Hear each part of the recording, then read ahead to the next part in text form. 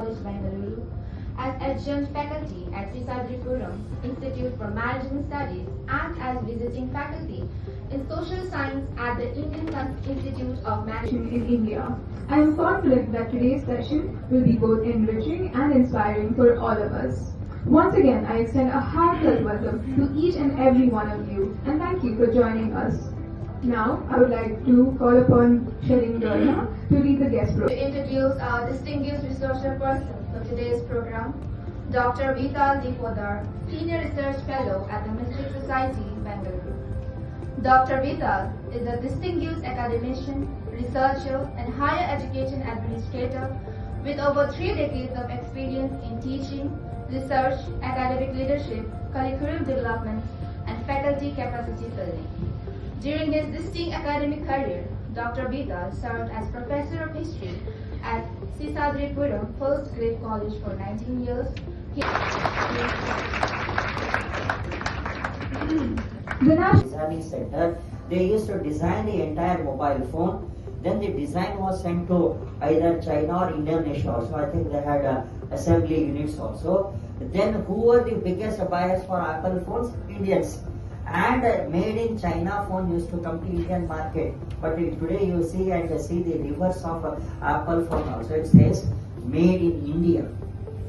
It is designed by Indian engineers, assembled next in our Devnadi only. That Foxconn company is there near our airport. In our Yelahanka area only, the designing is done and the Apple phone is manufactured also. And from Bangalore, it is exported to America. What a paradigm shift you see as far as Apple phone is concerned. Just one simple example. How come it was possible?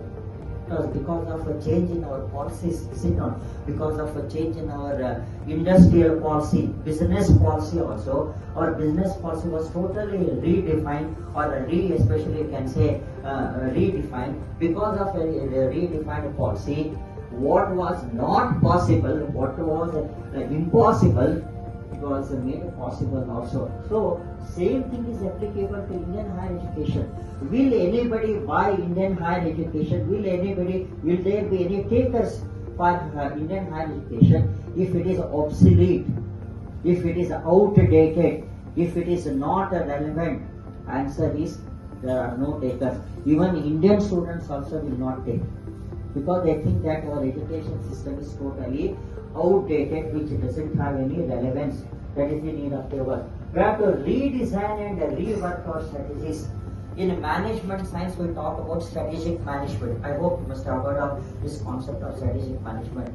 And the concept of strategic management is very much applicable to our education field. Education is a strategy. It is not a social activity. Remember, in 21st century, education is not a social activity. Don't think that teachers are discharging their social responsibility. It is a strategy. Depending on your strategy, you are able to sell your course. If your strategic management is not right, you don't have any right to remain in IHE. You don't have any right to remain in business. So think of re-strategizing your strategies as to survive in this world. Development of these schools as incubation centers. Today, the latest trend is they are not educational centers, they are incubation centers. Many colleges they have got, I don't know whether they have got incubation center also. It's a very healthy development, it's a very fantastic development.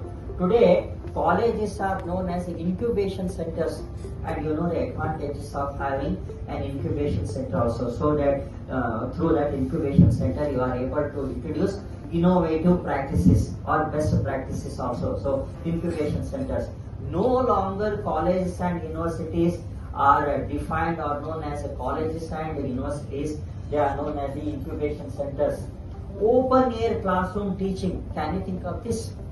What do you mean by open air? Open air doesn't mean sitting under a tree also. By open air means free and totally open air classrooms means anybody can come and anybody can attend. Okay, there will be some issues also.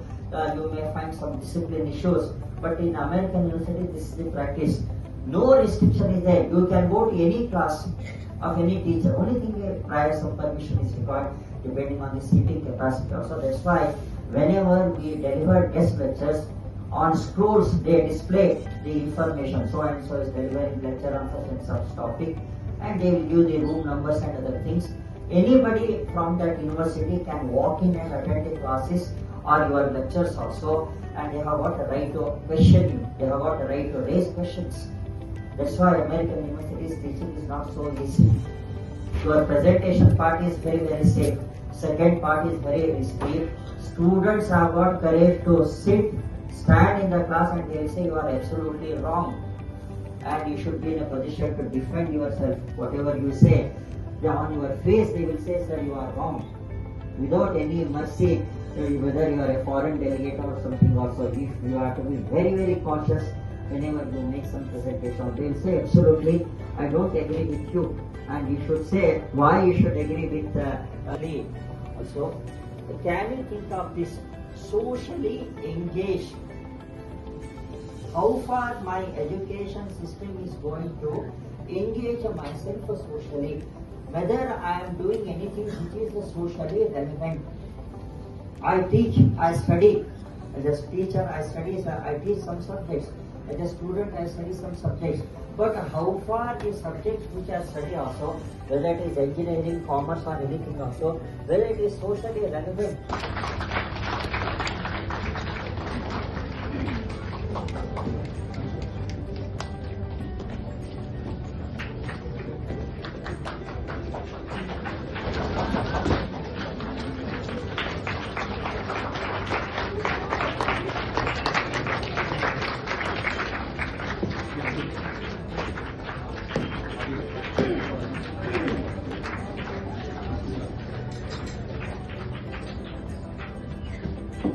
Good morning, everyone. Respected faculty members and dear students. I really don't like too many formalities because I am also one among you. I am not a distinguished guest. I am also basically a faculty member. Only right now, except teaching, I am doing other things. That's all. So very happy to meet all of you and share some of my thoughts. I don't say I will be presenting a scholarly lecture.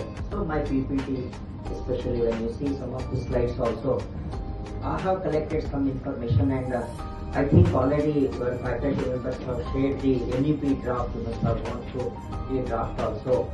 It has got 3 parts: primary education, secondary education and higher education. So definitely in my presentation I will be sharing whatever information I have borrowed from that draft also, just to connect ourselves with the NEP. More than that, especially what I'd like to do here is, as far as this particular exercise is concerned, NEP draft is there. It was introduced in way back in Sir M. Raya, K.V. Raman and many people, they contributed in making these institutions centers of excellence also. Go to IISc, now they have got BA course, they have got history department. What is the definition of IISc? Please join me in extending a warm welcome to our distinguished research person, Dr. Vita Deepoda. Thank you, sir.